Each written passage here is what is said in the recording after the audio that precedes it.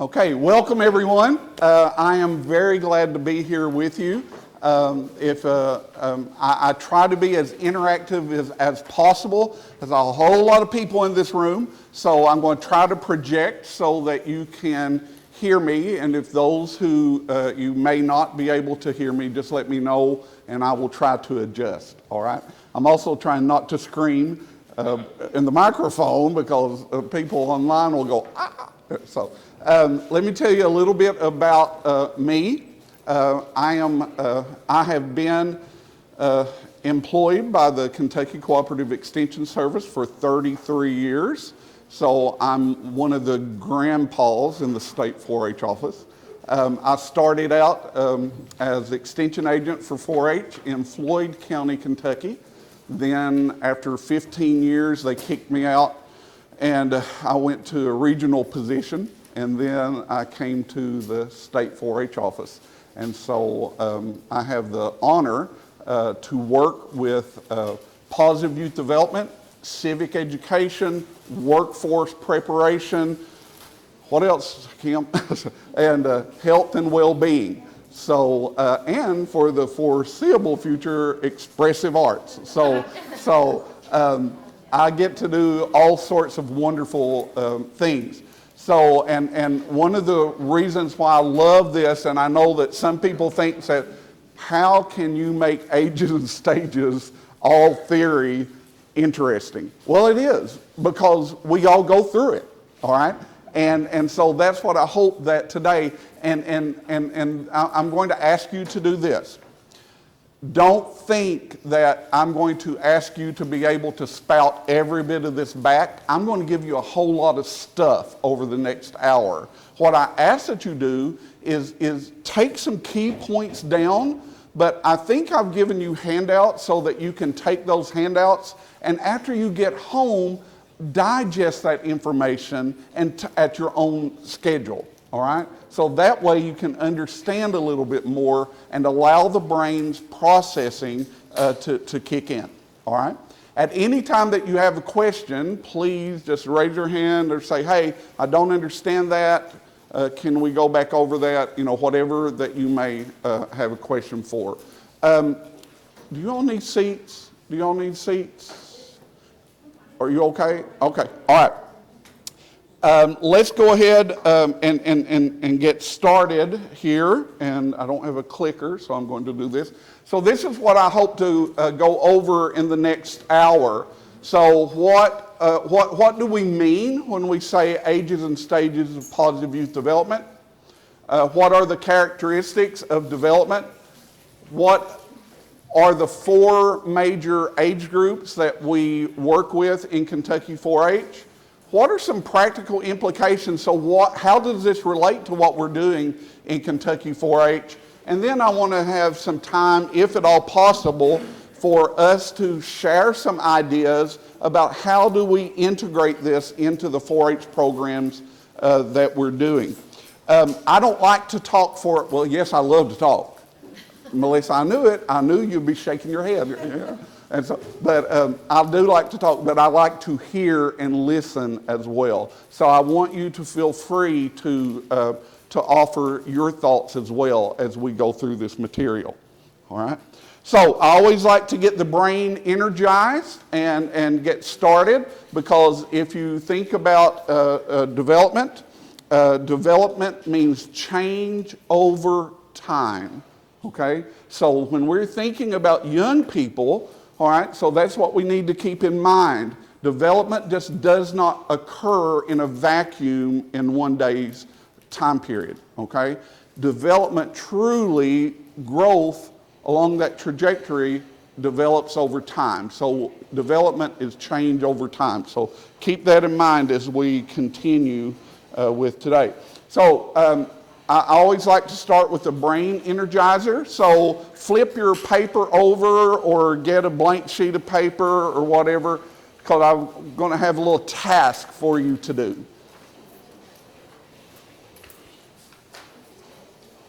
What does this look like to you? Looks like an hourglass? Okay, guess what? I don't want you to use it as an hourglass. I want you to use your brain and your creativity and come up with something else other than an hourglass for this design. So what would that be?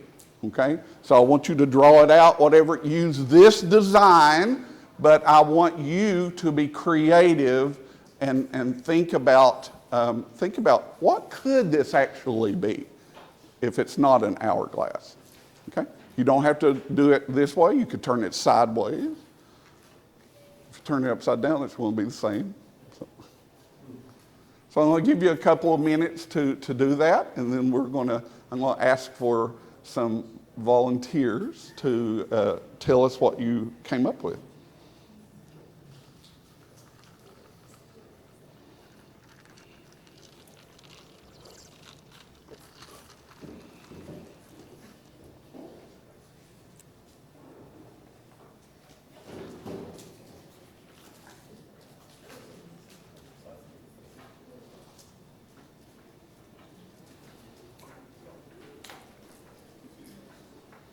And I'll just give you a little thought about this. If you go to any of my other sessions this week while we're here, you're not going to get the same diagram.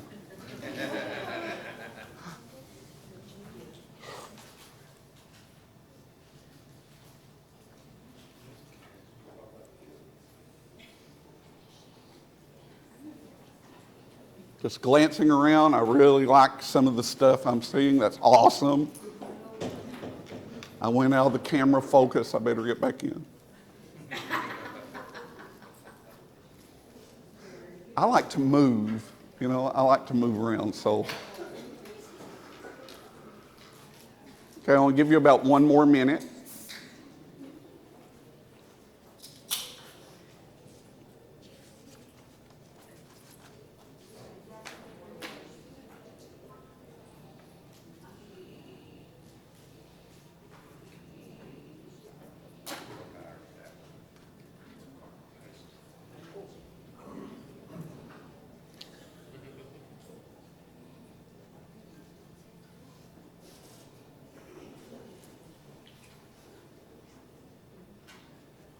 Okay, would anybody like to volunteer and explain what you do? Okay, awesome. Can you stand up, tell us your name and county and what you ended up with? Is that not awesome? Let's give her some love, everybody. All right, awesome. That is cool.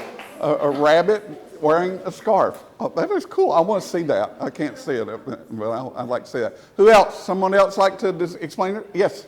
It's an internal structure for a barn door. Wait, I'm not smart enough. What did you just say? What?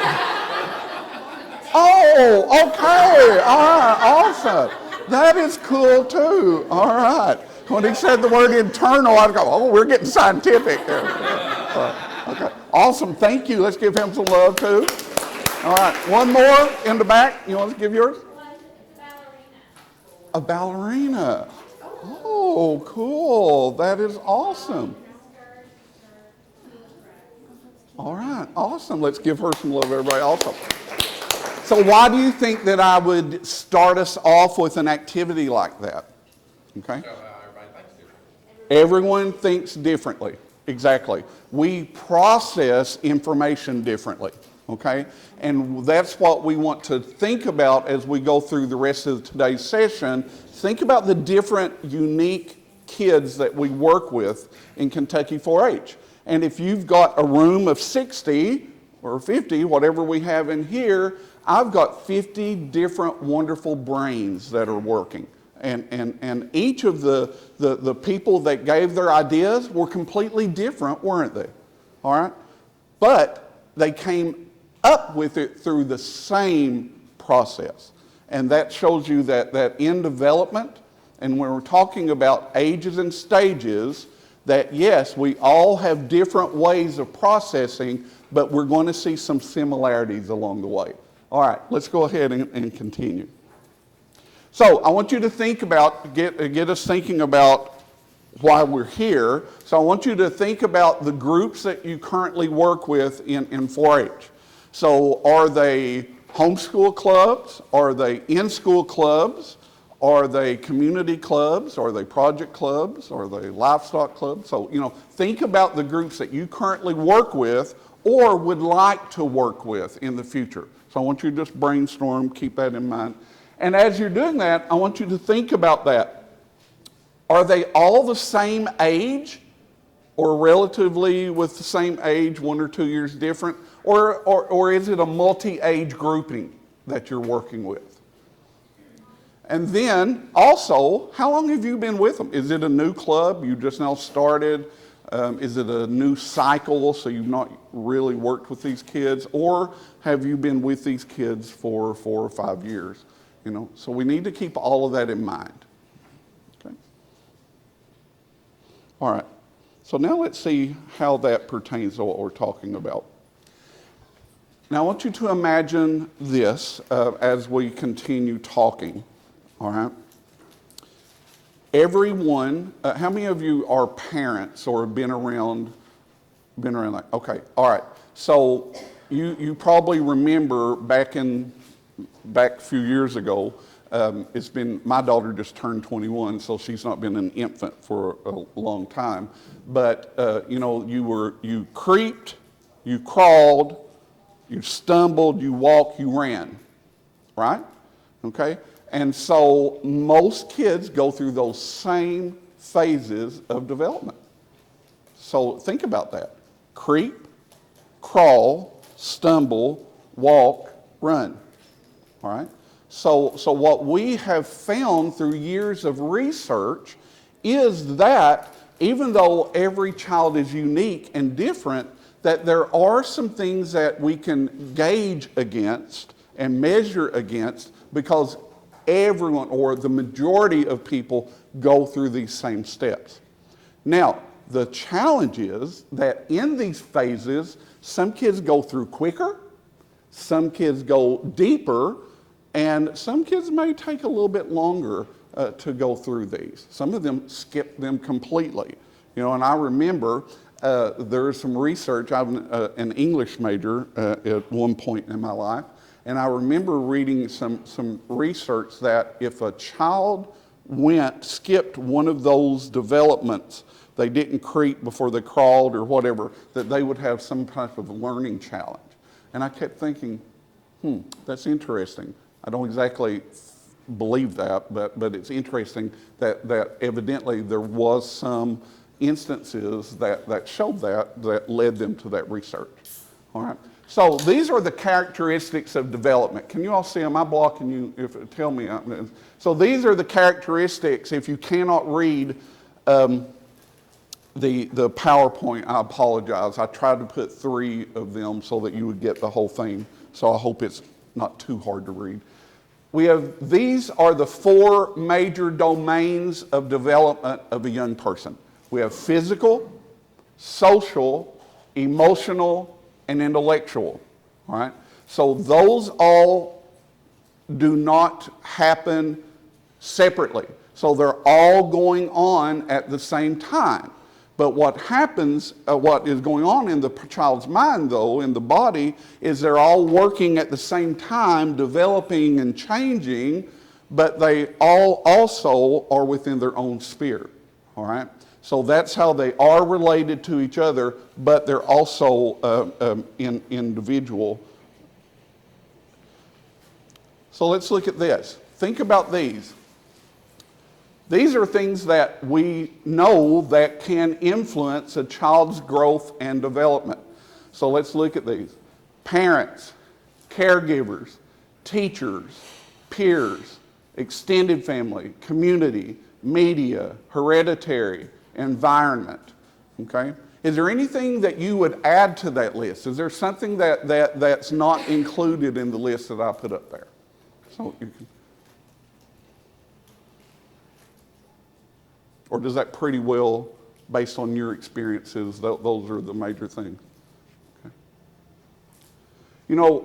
Think about this in Kentucky, and we're going to explore this in another one of my sessions a little bit deeper. Think of what's gone on in the past 5 years in the state of Kentucky. West Kentucky had horrible tornadoes. East Kentucky had horrible flooding. Okay? All right? Watch out, Central Kentucky, because the locusts are coming. So I tell somebody, I said the 10th plague of Egypt is, going to hit Central Kentucky. But along with, in between, what happened? We were sheltered for 2 years with COVID. Okay? Besides that, we also have never gotten through our drug misuse challenges in Kentucky.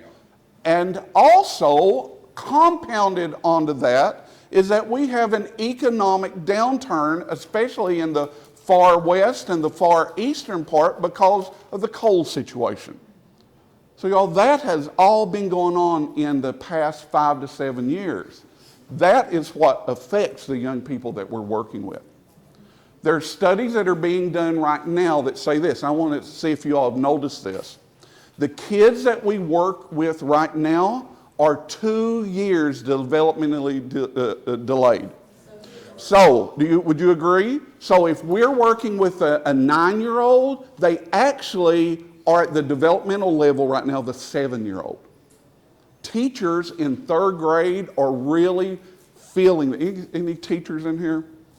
So you know what I'm talking about. If you're trying to teach a 9-year-old to read or comprehend, and they're functioning on a 7th grade or 7-year-old developmental level, but we're still requiring them to do 9-year-old work, that's not really fair to the kid. I want you to keep that in mind, though, as you're working with 4-Hers for the next couple of years, because it is going to affect how that we run our 4-H program. All right? Yes?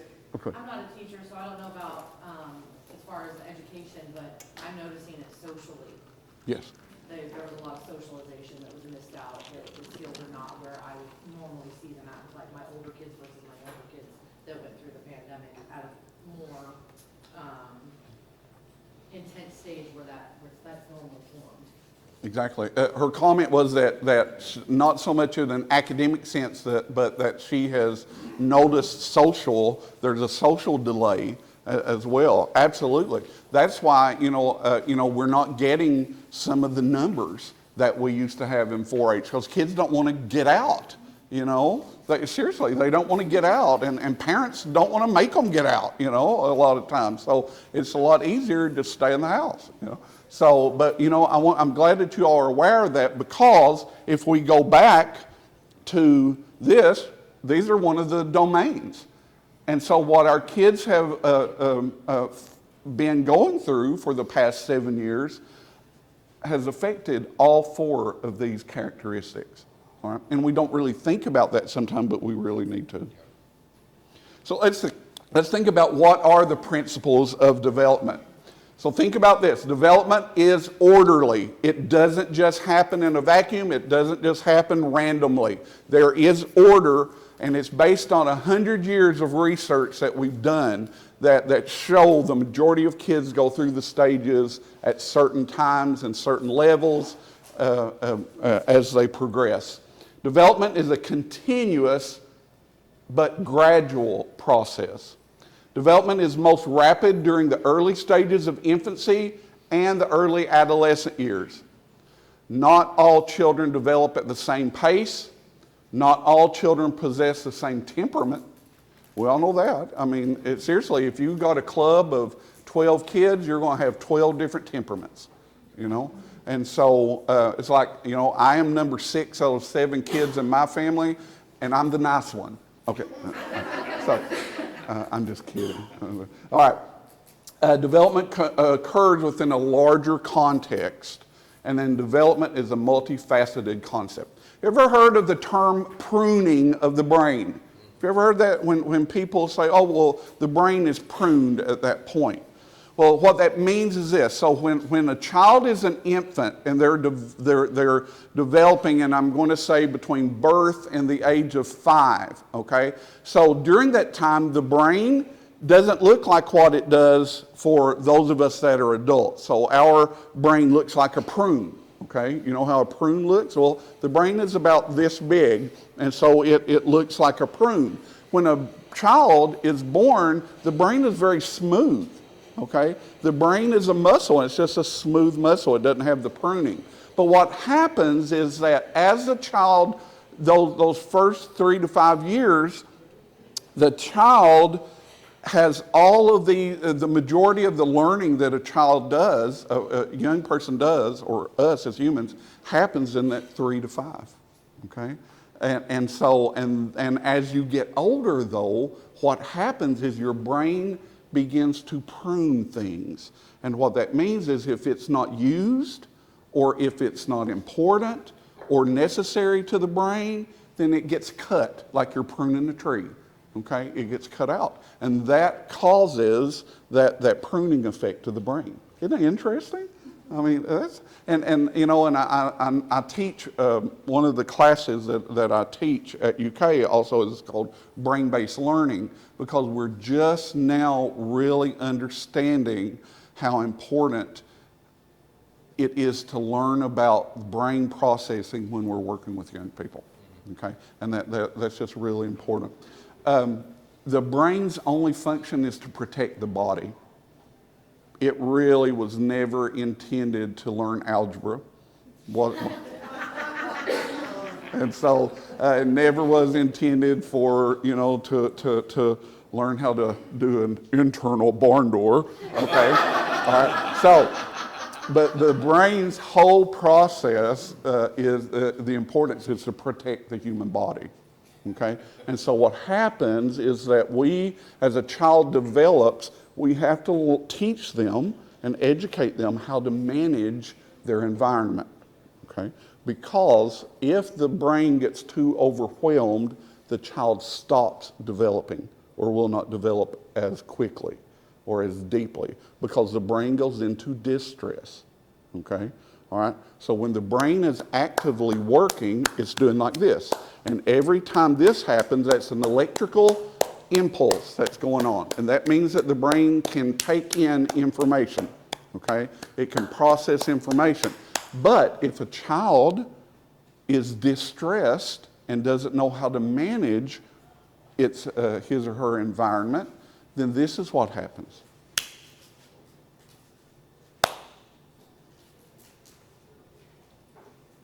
Okay?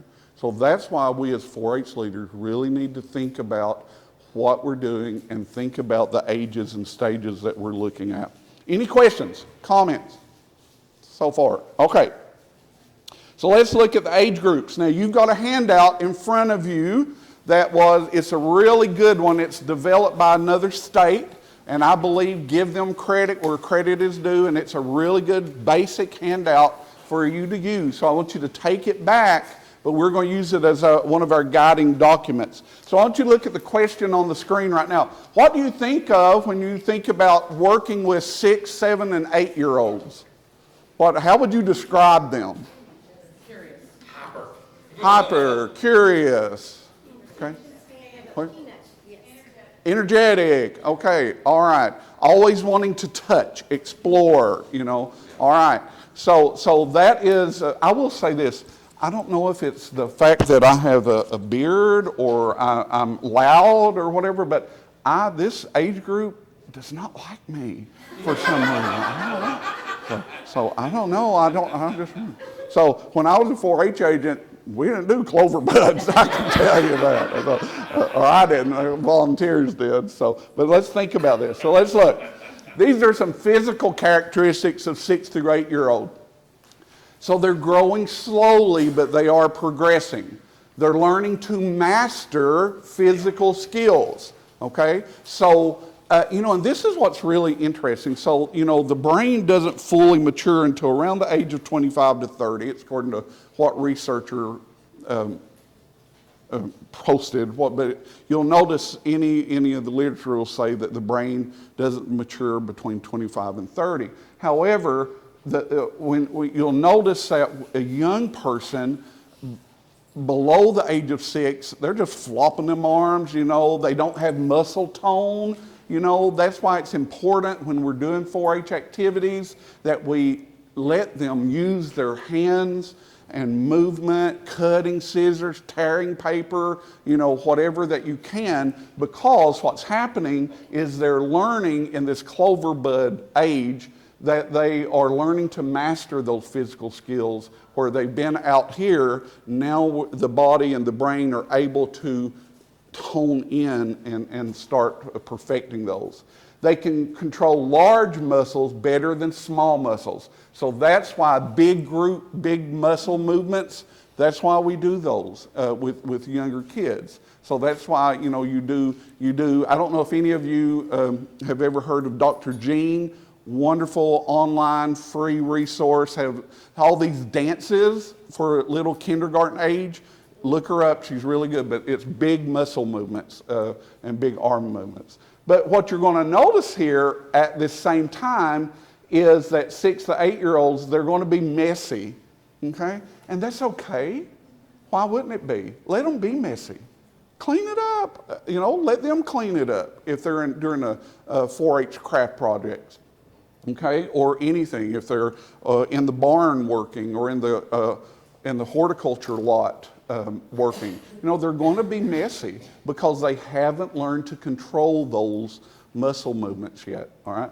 And so that's why when we're thinking about this age group, we need to think about activities that encourage large muscle use. So now let's look at social characteristics.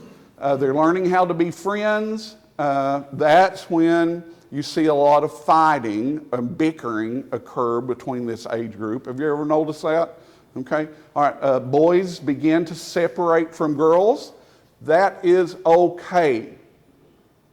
That is okay to do that. Okay. All right. It is perfectly fine. You do not have to have boys and girls together all the time. Now, am I saying separate them forever? No. But it is okay for them because that's how they develop. Okay. All right. That's how they develop. So small groups encourage social interactions. We really think about role playing in 4-H activities, and then we also want to start showing them how to work together in mixed genders. Okay, so we want them to learn how to get along and socially, but it's okay for them to be a part as well. Emotional characteristics, you'll notice that they're very self-centered. It's all about them because you know what?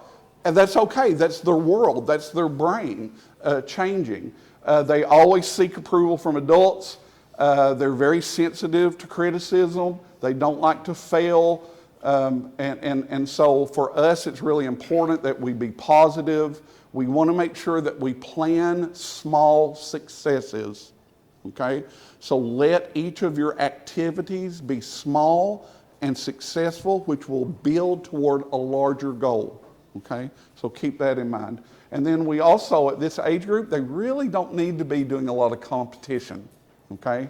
We want to focus on cooperation. Now, I will say this later. Competition is okay if it's done right. Okay? It is okay to be competitive if you would do it in an emotionally mature way. All right, so we want to make sure we say that as well. Okay, intellectual is they're concrete thinkers. Remember, everything is their world. What they see, that's it.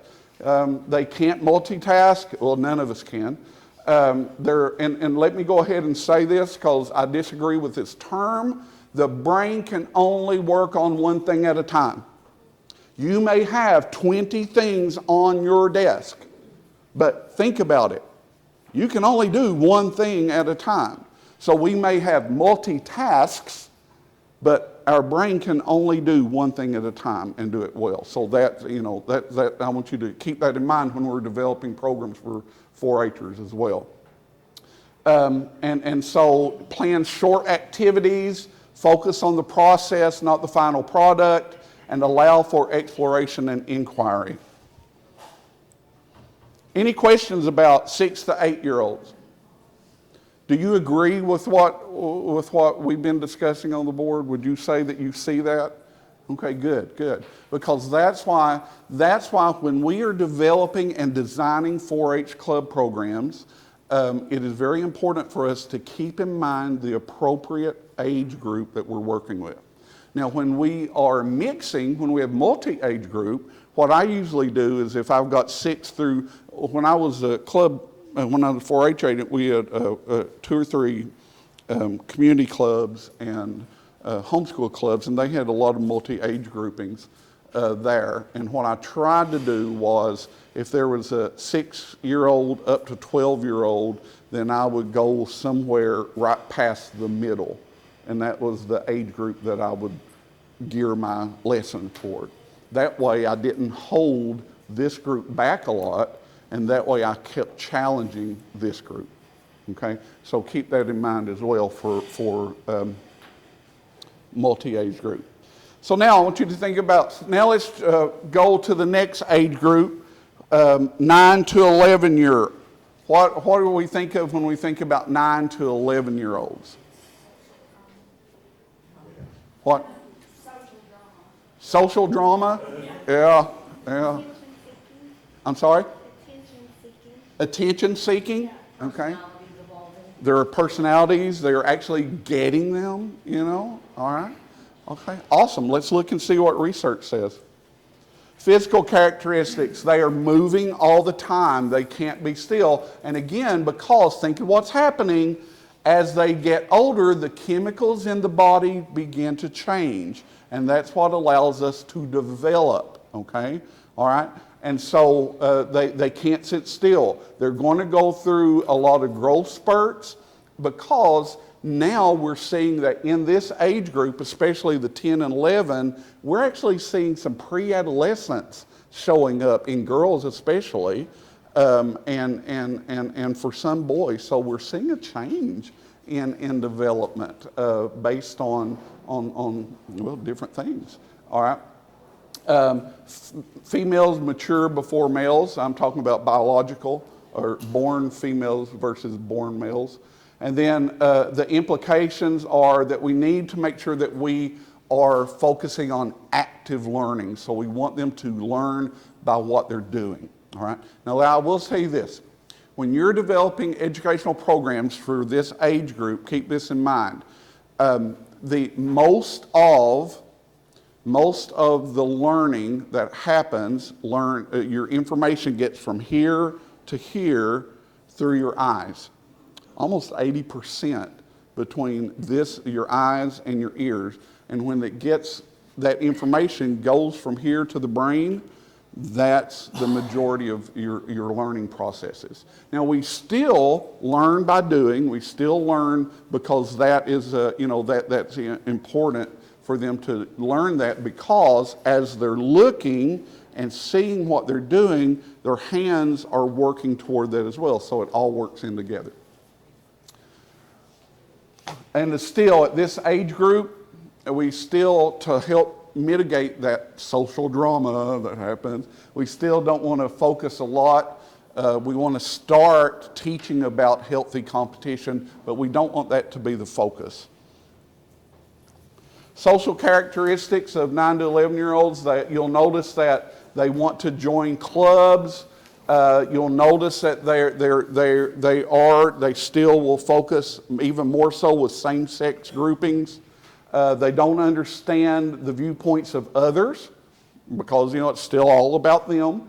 They like to please adults with successful project completion. So that's why this age group will come up to you and say, look what I did, look at this ribbon, I got this blue ribbon. And so that's why they do that. So what do? We need to make sure that we encourage, this is where we bring in older mentors to work with their younger people, so that they can start learning how to work socially together with different peers. Emotional characteristics for 9 to 11-year-old, and some of y'all said that they're very moody, okay? They have a very weak sense of individual identity. This is where we see fairness and justice and their idea of equality becoming important. And so the implications for this is very important. This is where during this age group, it's really important that we don't compare this kid against this kid. Okay? That's why I love our Danish system that Dr. Schrader explains in her wonderful presentations. But the Danish system, they're not competing against other kids at most of the levels. What they're doing, they're competing against themselves in a set of standards. All right? So that's why the Danish system really works in 4-H, because you're not pitting kid against kid. You're working on that self-development and against a set of standards. And so that's why I like the Danish system. Here you also notice that they begin to question authority, but they always crave that guidance and structure. Also, this is, make sure that at this age group that we're looking and seeing what their strengths are and how can we build upon those strengths. Intellectual characteristics of this age group. Around 11, they're very concrete still. So this is black, this is white. We don't see a lot of gray, okay, or we don't see a lot of different shades within there.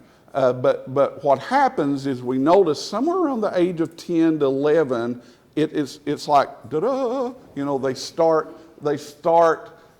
wanting new ideas and to understand. And that's why I love seeing a little 10 or 11-year-old and you teach them a new concept and you can see it in their face.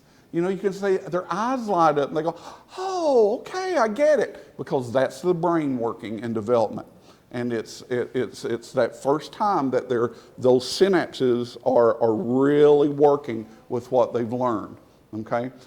Make sure that, again, 9 to 11-year-old, we're using short directions, brief learning experiences, and we want to make sure that we're offering a lot of different types of presentations and lessons. All right, any questions about 9 to 11-year-olds? Okay. Yes, oh, I thought you had your hand up. All right, now, this is probably my favorite age group. Okay, it really is. This is my favorite. That middle school age group, I love them. I think I've still won. What do you think of how would you describe kids that are 12 to 14? What? Brats?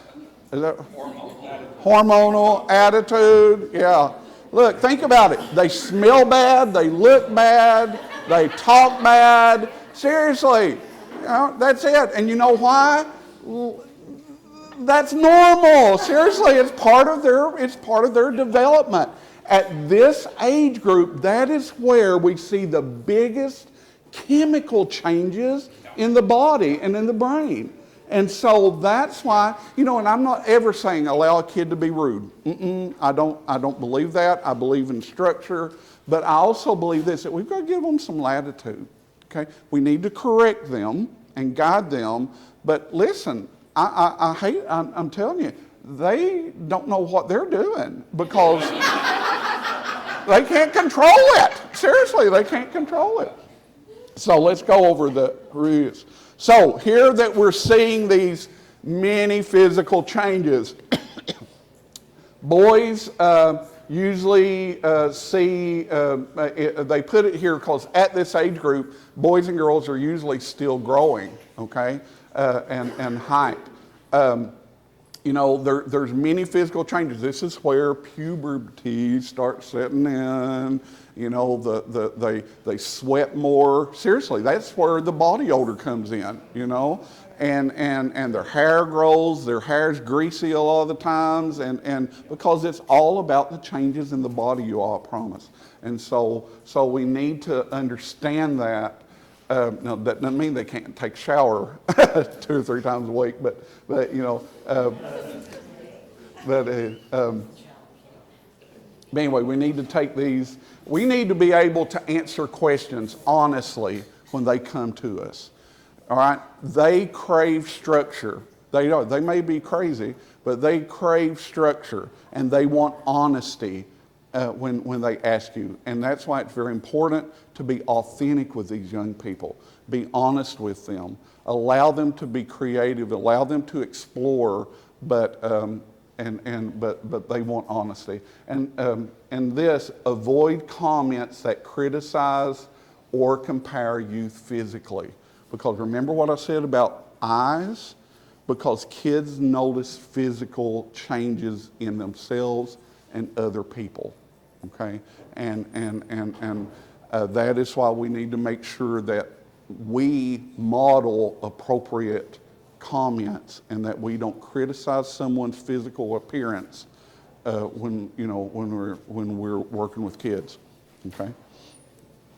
Social characteristics, they look for activities involving the opposite sex. So, up until this time, they were in the same sex grouping a lot of times. Now, those hormones have kicked in, and so they're looking for activities that involve the opposite sex. They look more to peers than to parents. All right, we know that.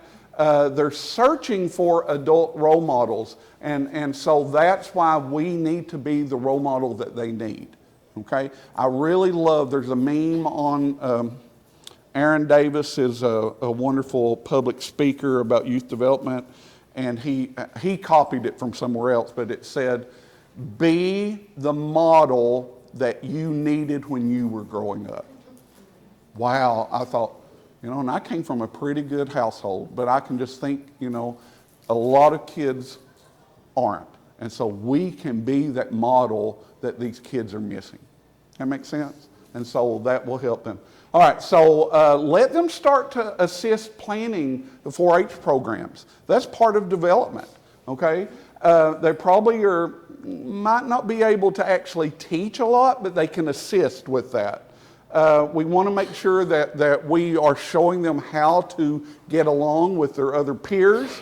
And then we also want to start thinking about how they should be making choices. So decision-making skills are very important as well. Emotionally, they compare themselves to other people. They see themselves as they're on the center stage, whether that is in a positive light or a negative light. They at this point, that's when we first see them stepping away from seeing the parent as the be-all, end-all, okay? That does not mean that they don't love and respect their caregivers. That's not what they, what physically they're doing is they're searching, and their brain is saying, hey, let's reach out a little bit, all right, and do that. They want and need their parents' help, but they still are searching for that independence. So here that we want to allow them to explore their value sets, their belief sets, and their strengths.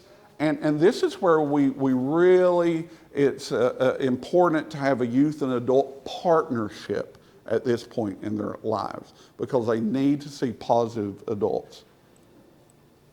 And then intellectual characteristics. They gain cognitive study skills. They're learning abstract thinking. They are able to look at and set more goals. So this is where 12 to 14, we can start letting them help plan service projects, okay?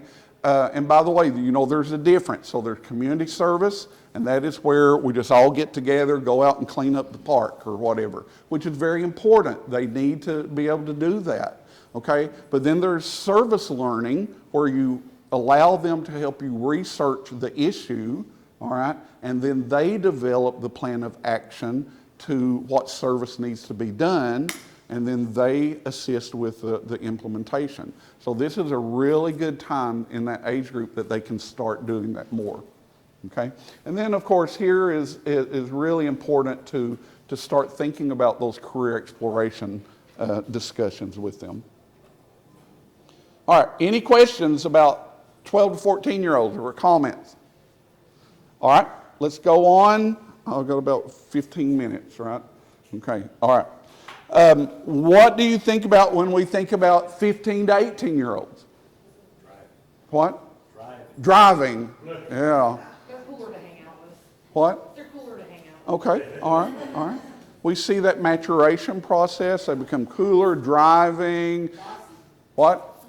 Bossy, because they're, yeah. So, They think they know everything. Well, y'all, correct. You know why? Because that's normal. That's their brain growing and working on those 4 domains together. Okay? So let's look at physical characteristics. This is where they're very concerned about their body image, not so much about other people at this point, but about themselves. They tend to have realistic view of limits, and so that is where we see these testing of those limits come in, because they want to push the limit, and that's their brain that is telling them to do that. All right. So again, we as 4-H volunteers and models and coaches, we can allow them to do that, but with guidance, right? And leadership and with honest love. And so it's okay for them to push those as long as they know the limits, okay?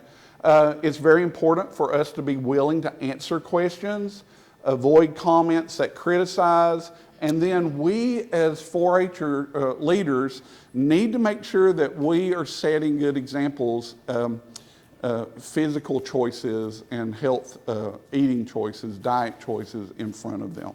Okay, you know, it's really interesting. I know I won't say a name, but it was so funny that I had a teacher one time that was trying to teach me health, and that teacher had a big old bag of potato chips on the desk and candy bars or whatever, and ate it the whole time during the class. You know, don't tell me to drink 200 ounces of water, you know, if you're not going to model that, okay? All right, so that's why I'm just saying, remember, you know, everything in moderation. You know, potato chips are not horrible for a kid, all right? They can eat that, but, you know, I mean, we just want to make sure that we understand, you know, and this is where we need to model those choices that we're trying to instill in them. Social characteristics, this is where they start thinking romantically and sexually. They are searching for intimacy, okay? And they desire respect. Remember, you were talking that they're kind of bossy or whatever, and that's why their body is telling them, hey, I deserve respect. And so they are more apt to reject the goals that are set by other people. So that's why at this age, let's make sure that we're incorporating and allowing them to set their goals, okay? And that's goal setting is very important that we can teach them. And here is another, at this age group, continue to allow them to help design your 4-H programs. But this is an awesome age group to let them teach. Let them teach 4-H programs and lessons, you know, and let them have a voice, because that's their ownership of that, okay? Emotional characteristics. I'm only covering some of these. You all can read these in the notes. They're developing their own set of values and beliefs. Someone said, you know, that this is when they get cooler to be around, you know, because you know, they're becoming introspective. They're becoming from a different point of view, a holistic point of view, and not just the world's all about them. Okay? All right. So let them assume responsibility, help them explore their personal identity, and this again we encourage that youth-adult partnership together. And then intellectual characteristics. This is their thinking. Well, that went down into the blue there. Again, you know, they don't want to waste time. They don't have patience. 15 to 18-year-olds don't. So make sure that if you are developing 4-H programs, that you are keeping that in mind. Okay, make it worth their time and their effort as well, because you want it to be worth your time and effort as well. Again, focus on, they are able to do a lot of service learning. So I know that there's a couple of comments on here. I want to make sure I cover this before my time's up. Is this. So you heard up here that, and you saw it in here, and it's on there, that in most of these age groups, it says to do short educational programs. Short lessons. Let me tell you what that's called. It's called pulse teaching. P-U-L-S-E. Pulse teaching. All right? And let me give you a little, because of the brain's development. So if they are in that clover bud age, your lessons don't need to be more than 15 minutes at a time. Seriously. No more of new information more than 15 minutes at a time. Then you take a minute or two break, do a brain energizer, a stretch, whatever, but no more of that, okay? So you could, within an hour, you can do 3 sets of 15 minutes, all right? When they go up to middle school, that increases by about 5-10 minutes, so they can handle up to 20-25 minutes of direct instruction, direct teaching, all right? When they're in high school, they can go up to about 30-35. Adults do not need more than 45 minutes of direct instruction, okay? Seriously, because their brains are just not wired that way, okay?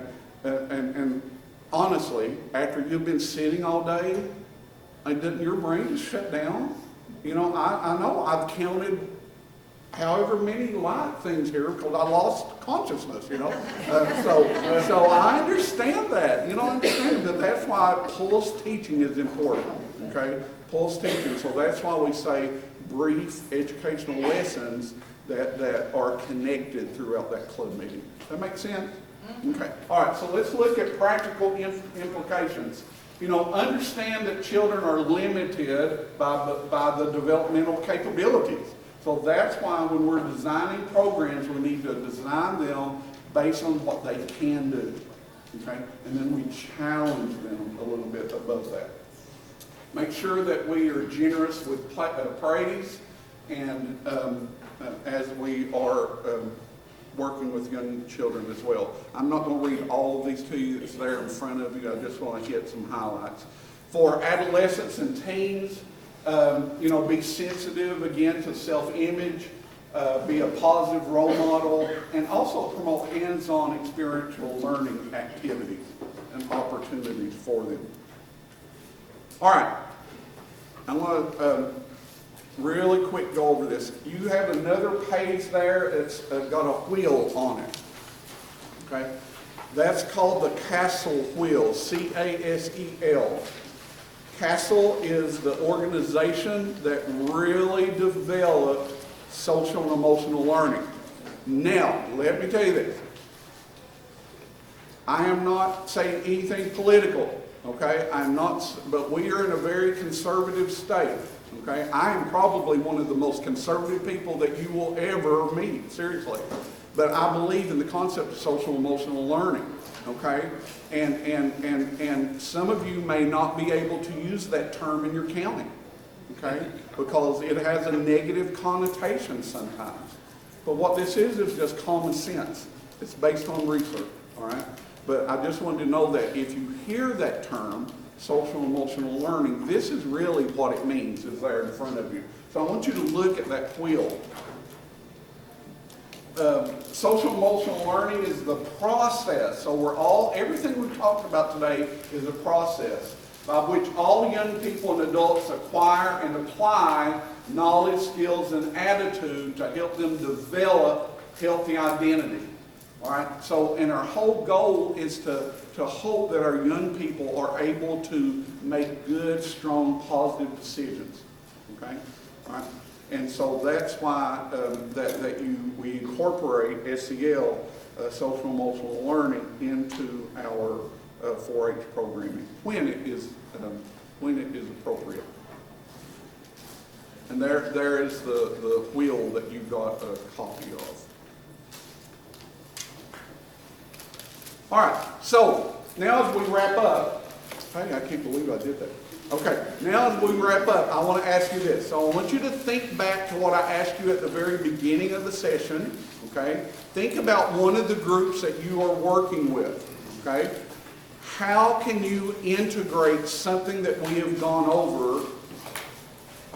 What is an idea that's just popped into your head during the past hour? Hopefully it's not we're going to supper tonight. Or whatever.